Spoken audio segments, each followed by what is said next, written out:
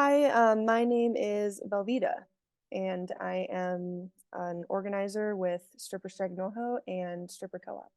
First, let's get like before. Like, when did you start stripping and like when did you find the club and like what's the kind of like before this whole Star Gardens thing started? What were you doing? So I actually started stripping at Star Garden in 2017. It was my first club, Oh, and I was there for a year, and then I was fired because I brought up a labor issue or an employment issue rather. They were charging us late fees to work and scheduling us, and I had looked up some of the law on that. I thought it was real fishy that they weren't paying us at all.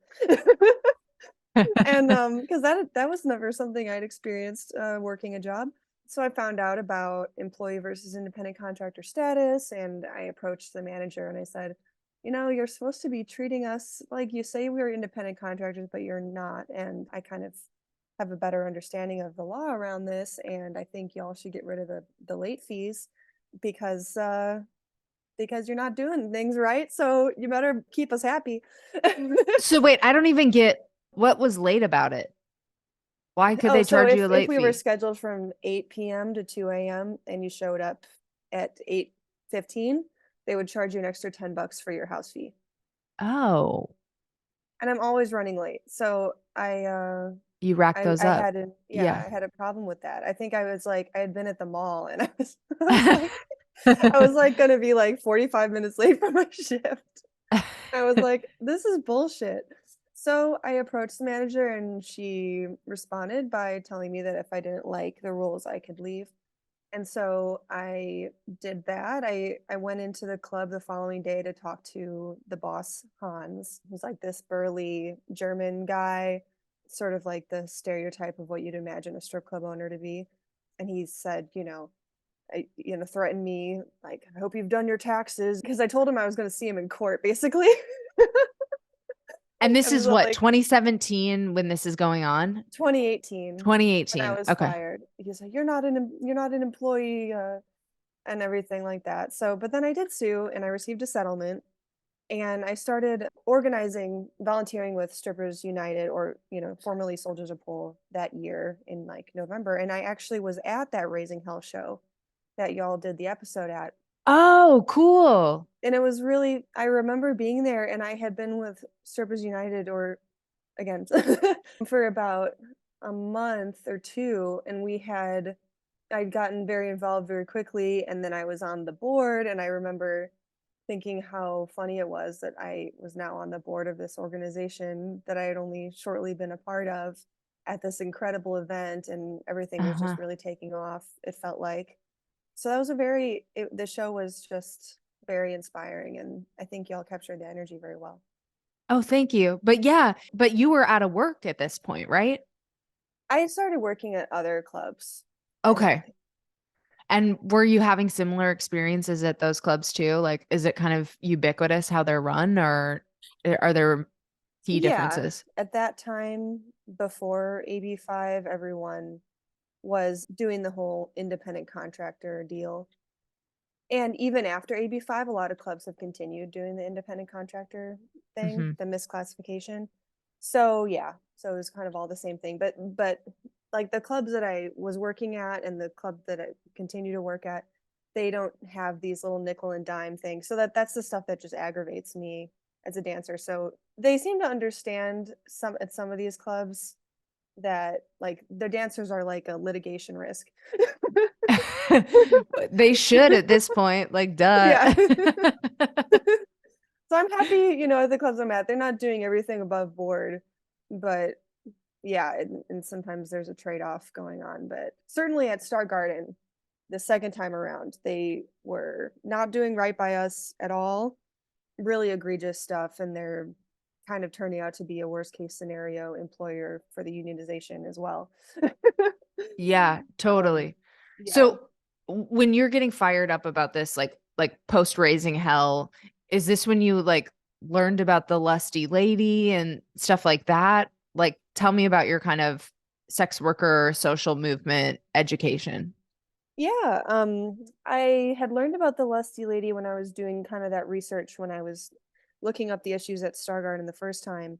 And I had gone out to visit a friend in San Francisco and done a little pilgrimage to the Lusty Lady, and I have a picture of myself in front of the Lusty Lady. So it's definitely loomed large, like in my whole mindset as a stripper. And it's been a dream since I found out about all this to be a union stripper. So it's been very surreal, and just to be on this journey now.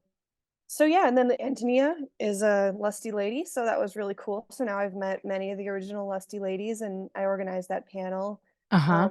at the election night party, which was just a great conversation. And Pandora is so great. She's sent us like their bylaws and their member agreements and stuff so that we have those as resources as we're forming the co-op. Okay, so let's do the whole Star Garden story like the second time. So you go back, and is it already under different management or no? Yes. So that's the reason why I could be hired back, because they didn't know about me. They didn't know that I had sued them. It wouldn't have taken them too much effort to find out or like have a list going of the people that they should.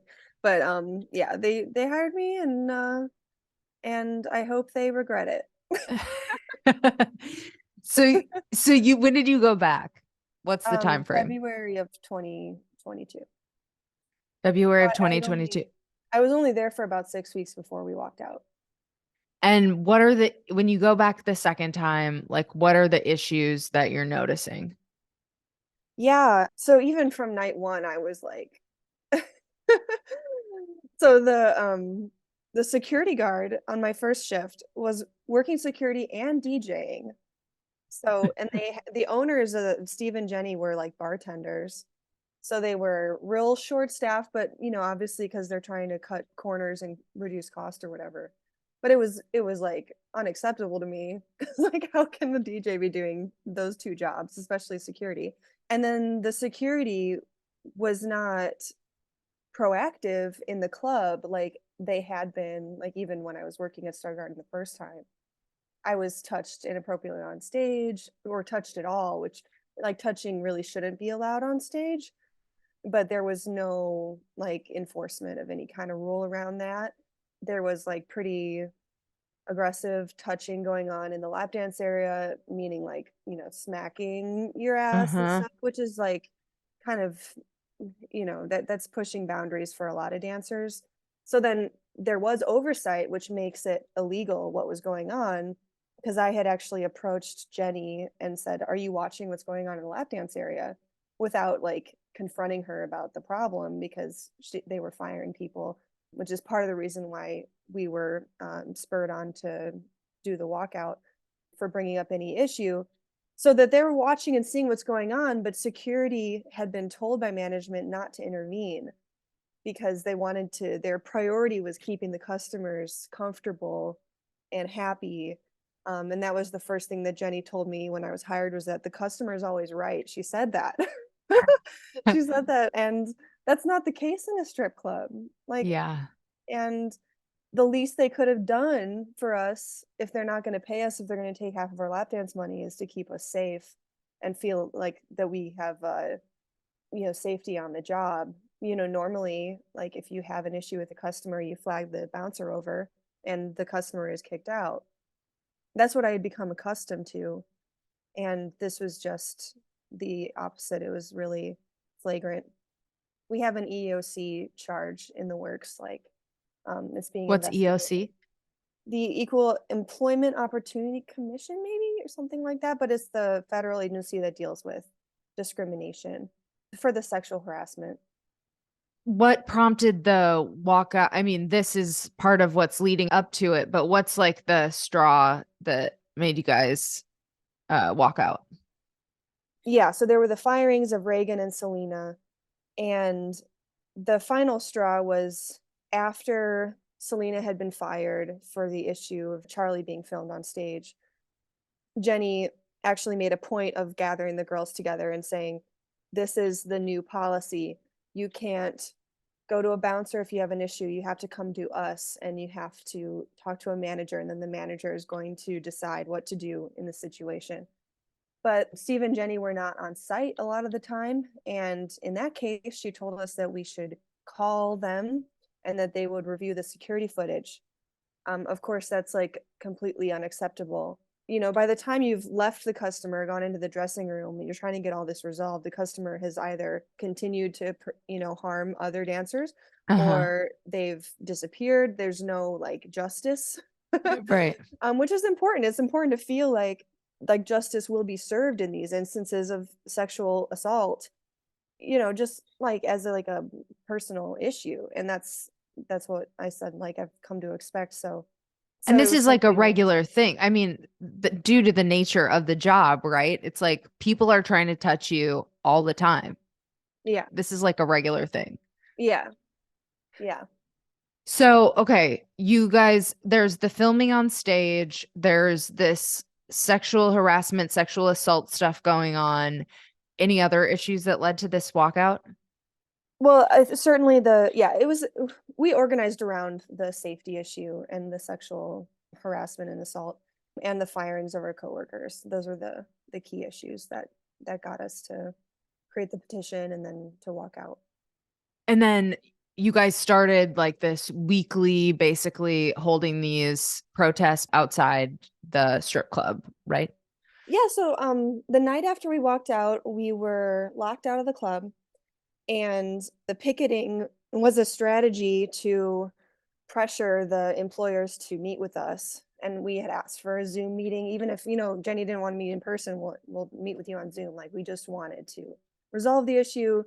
One really funny thing that one of us, I think Charm, wrote on the whiteboard that we had set up outside the club to like tally who had gone in and who hadn't. She said, "This could have been an email." Well, that's all we were asking for, and basically for them to follow the law when it came to our safety. And so the picket line ran every night for the first week, and I think we scaled it down to like 3 nights a week for the next, 4 or 5 weeks or more. And then so we had about like 60 plus nights on the picket line overall throughout the strike. And we were very successful in turning away customers. We have, like, on the first night we were saying, if we don't get it, shut it down.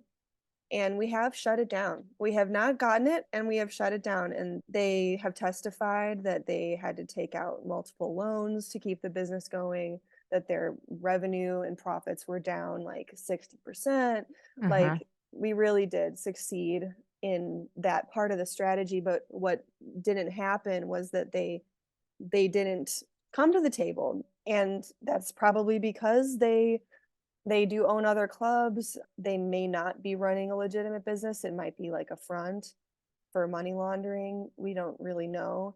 But no matter what, we will continue to pursue them so that they will feel the pain of this. I mean, they already have, because they've had to shut the business down and they've declared bankruptcy. But beyond that, they owe us a lot of money for back pay. The NLRB is pursuing them on that. And like our team of lawyers is very gung-ho about this, and it's really cool. Actually, we've only really worked with women lawyers, and so Uh-huh. I imagine it like, so Steve has, the owner, has thrown up a bunch of roadblocks over the course of, like, he's, our lead lawyer for the NLRB likened it to like a cartoon character throwing logs out of the back of a truck. But as we work our way through all of those different like little things that he's tried to throw in our way, we're getting to the core issue. And I think of it as like Steve is this like antelope running away, and there's this pride of lionesses like closing in on him now. I Yeah, so I love mean, then that. that brings us to where we are now, which our aim is to take over the club, and there's a few different avenues we can do that. So, okay, just to rewind for a second, it was like late November, I believe, when you guys had the actors' equity vote. So, explain that part of the process, like how you guys got the idea to even pursue the actors' equity, because it's kind of genius that because you are performers, like when I saw that, I was like, oh, very smart. But explain how that went down. So, they actually found us in a way.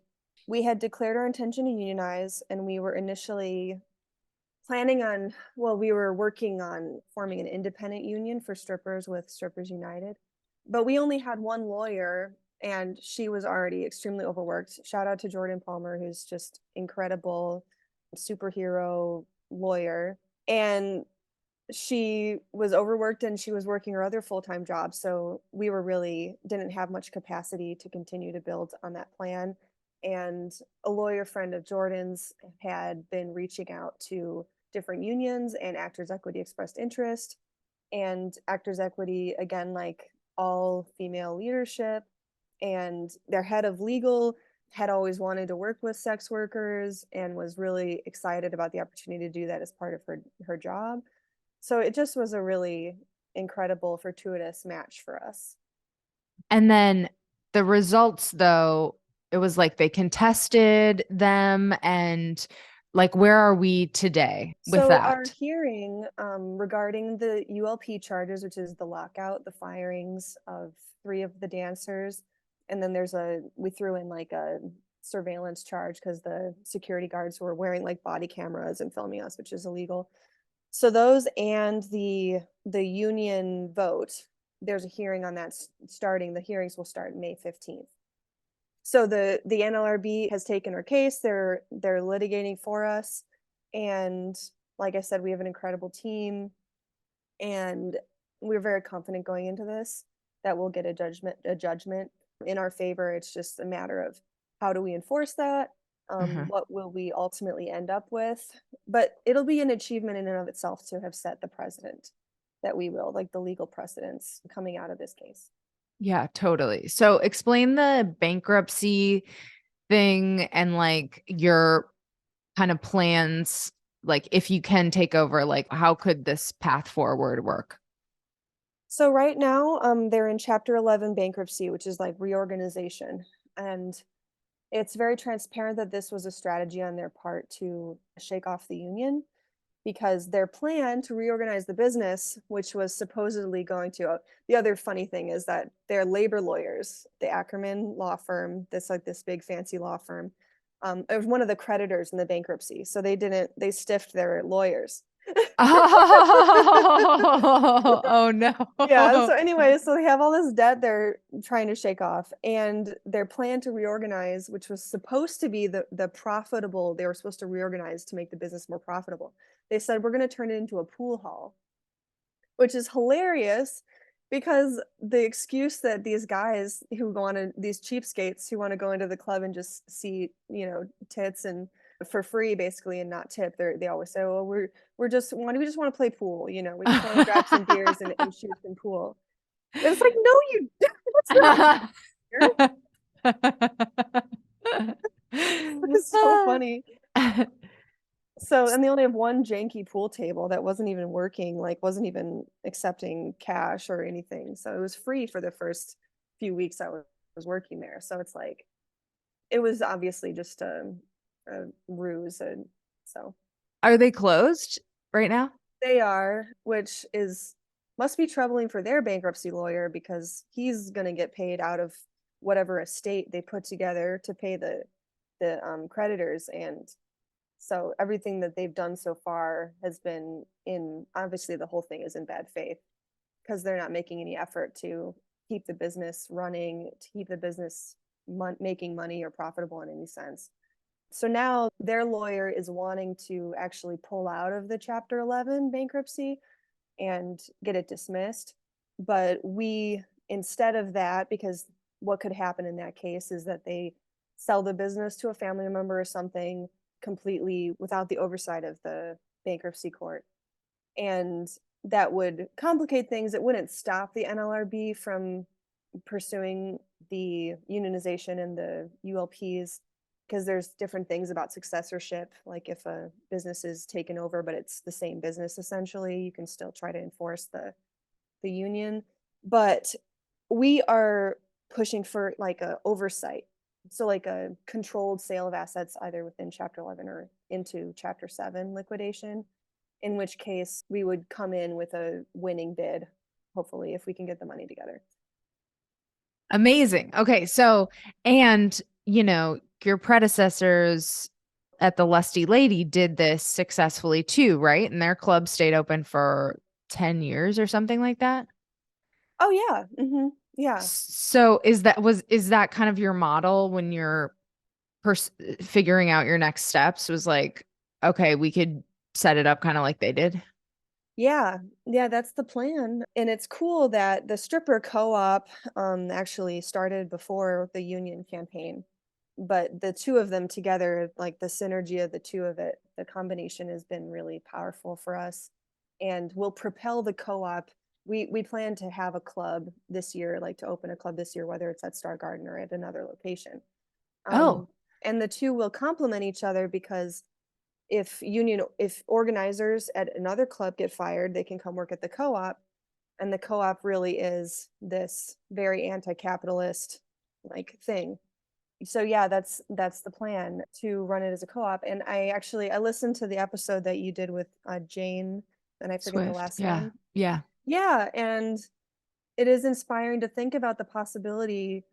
And obviously the Lusty Lady sets a really successful precedent, but she talked about like what is the future of work beyond capitalism, and it is very inspiring to like a worker owned cooperative model, a unionized worker owned co-op that prioritizes worker needs and worker welfare and everything like that, but also will give the consumer a place to be something to be part of, that is part of like a better future for work in general. And as we've like gone into this fundraising campaign and talking about opening a club, I've been thinking a lot about our customers Mm-hmm. and about those relationships in the context of capitalism, and how we want to improve on the traditional model that seems to exploit workers and customers. Because if you look at like, they were charging $10 for a beer at Star Garden, and that was kind of ridiculous, and they were there to profit off of the workers and profit off of the customers. Oh um yeah, you're like cutting yeah, out a chunk, like that middleman. It makes room for both sides, right? yeah, Extra room the for both sides. capitalist, the Yeah. capitalist, like in a worker co-op, there's more of a mutually supportive exchange of resources. We're providing what they want in terms of entertainment and the kind of caring, compassionate relationships we provide to our customers, and they are supporting us, with what resources they have that they gain through their labor. So it's like we're kind of feeding each other. Cool. Well, I hope we see it happen. I guess, on that night that you guys were doing the panel, one of the former Lusties was like, but it's not that easy being the boss of, among a co-op. Even if we're all on the same team, it's like are still complicated things, like somebody sort of has to be the boss. Have you guys kind of thought about that piece of it as you move forward?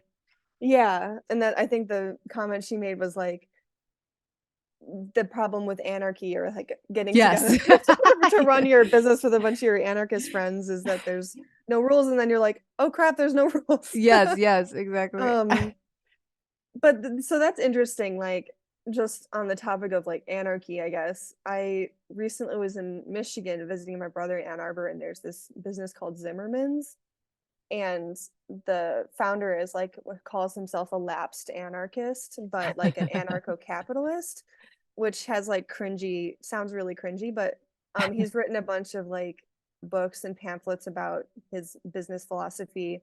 And I think they are transitioning into a worker co-op, which makes a lot of sense for the philosophy. But like in anarchy, the idea is like affinity groups, people coming together to self-determine and working together towards a goal. So it's autonomous. It's like it's based on what you want to do with other people. And so what we want to do is make a living dancing. And then there's different ways to achieve that. But I think we're thinking along the lines of having committees. We're working with the LA Co-op Lab, who is providing us a lot of resources for establishing, our structure. But yeah, there will be elections for different like managers and things like that. And I think we would prefer for most of our decision making to be consensus based. So yeah, so the idea is just to make sure that we are operating according to like democratic principles, that marginalized voices are prioritized and listened to. And so that's the inclusive part of what we're trying to do. Because the basic idea is that given the nature of sex work, because there's so much personal risk involved and the labor is so emotionally, mentally, physically taxing on your body and your mind and spirit, um, this is very like hands-on work in a lot of ways, that sex workers should be in control of the profits Uh-huh. of their labor. And that's how it should feel working at the co-op, is that you Yeah. do have a say. And yeah. So I'm curious about now your like personal philosophy about sex work, essentially, and how it fits in with these other structures. But like, I think for a long time there was like a very negative stereotype in the media, and we're kind of getting past that a little bit. But in my adult life in LA, I've only known like the happiest sex workers. So I'm curious, kind of like, yeah, how you look at the whole thing. Yeah, the stigma is real, but the strippers who are unhappy are not like, they're unhappy for the same reasons that anyone else is unhappy in their jobs. Right. And I guess it's compounded by the stigma, compounded by the exploitation of our workforce and the risks involved in the job. But yeah, I mean, it goes back to sex work as work. These are jobs, and there are like very vulnerable sex workers as well that we're like, the community wants to support, like we want to support. And I want to plug Sidewalk Project here. They're an ally of ours, and I've done some volunteering with them, and we've had them at our shows. But I've talked to them about like, one of the, I think, founders or lead organizers there has talked about like unionizing, street-based sex workers and trying to encourage like collectivity on that front as well. So I would say that, yeah, yeah, So the stigma is very disappointing do you and feel it improving? frustrating. I think it is. Yeah, I think it definitely is. And I liked what you were talking about with Jane, about how it really has moved in the right direction, and in like coming out, and it's kind of like making progress along the same lines, it seems, as like the gay rights movement as well. Yeah. And so I do like to see that progress. There's more work to be, I think it, like, yeah, in our kind of like activist stripper bubble, it feels like I don't confront the stigma a lot in my daily life, Hmm. but other than in conversations with my mom. But yeah, I mean, when we get a lot of like hateful comments on our stuff from people who are completely removed from all of it. Um, Yeah. So I'm curious on the empowerment front though, because like I have never stripped, but I've worked at a strip club. I hosted for a while, and I have an OnlyFans. And I have to say, I just got a huge influx of subscribers, and it's one of the most empowering things. I'm just like, I feel like I'm getting paid back for, I don't know, it's hard to articulate. It's like all the being objectified or whatever that wasn't on my own terms. It's like I'm getting paid back for it now. You know what I mean? Or like yeah, under these circumstances. I know that's kind of an odd way to think about it, but it is a little bit how it feels for me. So I'm curious, like, are there any of those feelings for you? yeah, that makes a lot of sense. I think in the club, I went into it and I initially felt very charged up by that dynamic of being paid for stuff that you've given away for free before. I think the reality of the power dynamics in the strip club is that sometimes it feels like you have the power and you're the one Hmm. controlling what, in which direction the money is going. But a lot of times it does feel like the customer is in control, and Mm. you have to go out of your way to please them, appease them to get the tips. And especially when you're working on under such an exploitative labor model and you're not getting paid Yeah. for your time, you have to maybe do something you wouldn't want to do to get to get the tip, Right. and especially like at Star Garden when they were taking half of our lap dance money and there wasn't a security guard to enforce the boundaries for you. And we all ended up doing like allowing things to happen that we wouldn't otherwise, because otherwise you're, if without the tip you're making $10 for a song, Right. and that's like way below what any of us would accept. So then you're, relying on the tip money. So yeah, in terms of like the transaction and the money flow, it's very variable. Uh-huh. Um, but I think what has been empowering about it is, well, first of all, like learning about gender performance and Mm-hmm. that none of us are defined by our sex at birth. And like, being a stripper for me, usually I'm gender fluid in my normal life. Putting on this costume and this persona has allowed me to separate myself from like the expectations of women, and shown me that those expectations, we should be compensated for putting in all that like Yeah. labor into being a woman. Whatever. For one thing, beyond that, it's been empowering also to be kind of like to feel like you're on the front lines of being on the front lines of misogyny, but like shoulder to shoulder with like your Mhm. other femme workers, and to be supporting each other. And I said in like a speech I gave at the rally at Actors Equity that the empowering part of it at the end of the day, I think, is having to find your power every time you come up against that hate in the club, like from men, the misogyny, and then like finding the power and the strength and the community to keep going. I love that. That seems like the perfect place to end. Is there anything else you wanted to say? Just to like please support our fundraiser to buy the club. I think like our shows have shown like how creative and like fettered, and the energy is just incredible. And so in terms of like the co-op and realizing the co-op strip club, I think we have a hard time imagining how amazing it could be. It hasn't existed, for over a decade, and or actually a decade, but this is something that I think we all need to have as like this beacon of the possible future, like when we transform the industry in LA and beyond, to have these incredible like sex positive spaces with incredible performers and empowerment, like real empowerment in so many different ways. Worker power, power in femme presentation and performance, femme sexuality, and we also want to have male strippers as well. So exploring that, the Mhm. freedom involved in that, a place to go where you can feel like you're supporting. Because like bachelor parties, we want to go party in a place where everyone can feel good about it. Yeah. So I think this like really we're gonna just blow the roof off of it in the industry, and yeah, I really hope that your listeners will want to buy into that vision. Yes. Awesome. Marching orders, privates, support the cause.